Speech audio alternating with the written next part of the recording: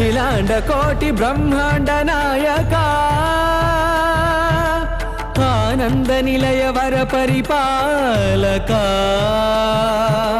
అఖిలాండ కోటి బ్రహ్మాండ నాయక ఆనంద నిలయ వర పరిపాలక.